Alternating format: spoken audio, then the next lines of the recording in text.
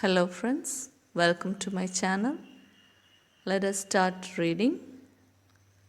Standard 6, Unit 1, Supplementary. Owlie. Mom, Pyle yelled in panic. Owlie is gone. Where would she have gone, Pyle? Her mother said crossly. She was right there, sleeping in her cage a little while ago. But she is not there now. And, Mom, the door to the garden is open. That got Pyle's mother running into the room. Sure enough, there was no sign of Owlie. What was an owl doing in a house, you ask?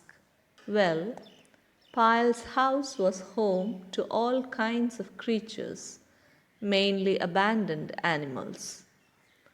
People brought lost dogs, injured cats, and baby birds had fallen out of their cages to Pyle's mother. It wasn't that they had a large farm or even a large house. It's just that everyone knew that Pyle's mom had a big heart. But even in a household used to such unexpected visitors, Owlie's advent had been memorable. Shefali Didi had just turned up one day carrying a carton. When Pyle's mother opened the carton, there was the smallest of owlets sitting in one corner, a small ball of brown and grey. Pyle's mother picked her up gently and placed her in her lap, talking to her just as she would to the dogs. She had never handled owls before, so she was very careful not to get pecked. When the owl got used to her and seemed relaxed enough, Pyle's mother placed her inside a cage. There were always empty cages in Pyle's house, just in case a bird dropped in. The baby owl climbed on the rod and settled herself. Mom, what shall we call her? Asked Pyle, all excited. You choose a name, said her mother, smiling. How about Owlie? Asked Pyle. So Owlie it was. The name was settled, but there was a bigger problem. What does one feed an owl? Owls are hunters. They eat rats and snakes and frogs. And in Pyle's house, they were all vegetarian, even the dogs. Pyle's mother was totally anti meat. But now that Owlie had come to stay, she had to get over her dislike for meat. That was another reason why that day was memorable. It was the first day that meat was brought to the house. Pyle got the number from her friend and called the meat shop to ask them to deliver half a kilogram of minced meat to the house. They put the meat before Owlie. Of course, Owlie didn't know what to do with it. She was just a baby, after all. If the mother owl had been there, she would have softened the meat and shoved it down Owlie's throat. Pyle's mother decided she had to be Mother Owl. She picked up a tiny bit of meat with her right hand and squished it up until it was soft. Then, with her left hand, she pressed open Owlie's beak and shoved the food down.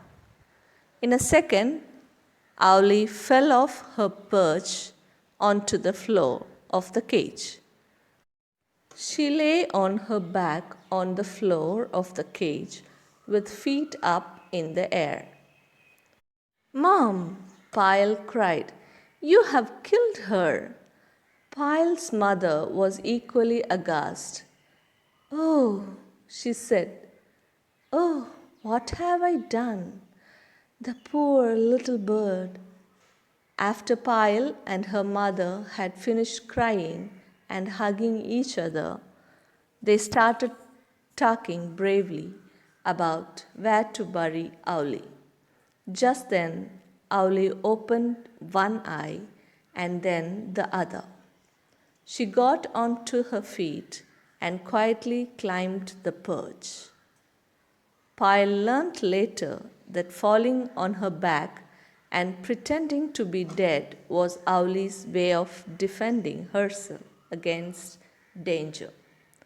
Not that Pyle's mother was a danger to Owlie, but the baby owl did not know that then. So that was Owlie's first day at home. In the beginning, Owlie had to be forced to eat. That was Mom's job. But Owlie soon realized that if a hand came towards her, it meant food.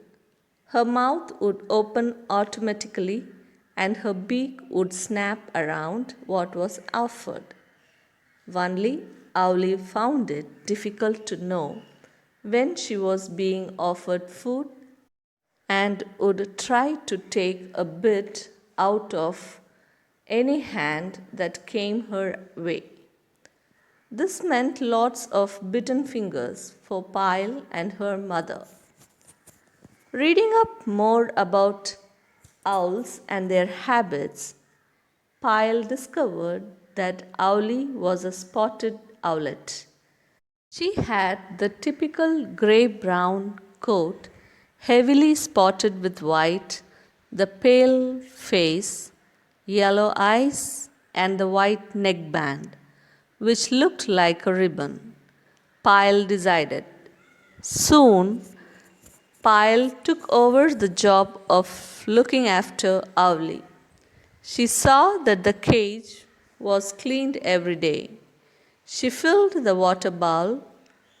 Once Owlie began to eat by herself, Pyle too could feed her. She loved the way Owlie took a piece of raw meat from her hand. During the day, Pyle kept the cage covered. Owls are night birds, so they slept during the day. At night, when owls are active, Pyle took off the cover. They had decided that they would let Owlie fly away once she had grown bigger. But that meant that she had to learn to fly. To do that, Owlie had to be in a closed room. After much discussion, Owlie's cage was shifted to the library. It was a lovely room with two doors, one which led to the rest of the house and the other that opened into the garden. It was also Pyle's favorite room. It had tall bookshelves and she spent hours there, reading all kinds of books. The bookshelves also had lots of little knickknacks. Her mother loved pretty things and displayed them here along with the books. So there were beautiful pieces of pottery, dolls from wherever they had traveled, and of course, wooden and clay animals and birds from all around the world. Once Owlie was moved to the library, strict rules were laid down for everyone in the house. The two doors were never to be left open, not at night, not in the day. Every night, Pyle would leave the cage door open and put a plate of mincemeat on top of the cage. This was so that when Owlie flew out of her cage, she could also learn to find her food. Initially, Pyle would shut the cage door every morning when she popped in to say hello to Owlie before going to school. She would always find Owlie on her perch inside the cage. Though the cage door was still open, but Pyle knew Owlie was flying because she found bits of meat all over the room. After some time, Pyle stopped shutting the cage door even during the day. After all, people seldom went into that room all day, and Owlie was always asleep, so there seemed little point. Every day when Pyle came back from school, the first thing she did was to peep into the library. Usually, she would find Owlie fast asleep on her perch. But today it was different. The cage was empty, and there was no sign of Owlie, and the door to the garden was open. Mom, Pyle howled. Who left the garden door open? How will we find Owlie now? Don't panic, said Mom. She must be somewhere around. They shut the garden door and looked in every corner of the room. Behind doors, on top of the tall bookshelves, in every nook and cranny. No Owlie. Tears ran down Pyle's cheek. They had wanted Owlie to fly away, but not so soon. She was still so small. How would she hunt for her food? What if a kite or eagle swooped down on her? Finally, Mom said, Well, now Owlie has gone. We may as well leave the doors open and air the room. Wiping her tears, Pyle threw open the doors to the room. She hoped secretly that Owlie would come in if the doors were kept open. Mom left the room to go do her afternoon errands. When she came back a couple of hours later, Pyle was sitting, gazing mournfully at Owlie's cage. Why don't you find yourself a good book to read? Mom asked. She knew that reading a book was the only way Pyle would cheer up. When Pyle was sad, she always read. Okay, sighed Pyle, and started looking for a book she had not read. She noticed a curio on a shelf that she had never noticed before. Hello, where did this one come from? She wondered. Where did her mother get the owl from? She was about to pick it up when the curio opened one eye. It was Owlie pretending to be a curio. Mom, bawled Pyle, she is back. Don't you ever give me a fright like that again. She scolded the owl as she put her back in her cage. Pyle swore later that Owlie winked back at her. She probably did. This was written by Vijaya Ghosh. I hope you like my reading. Please like, share, and subscribe this channel.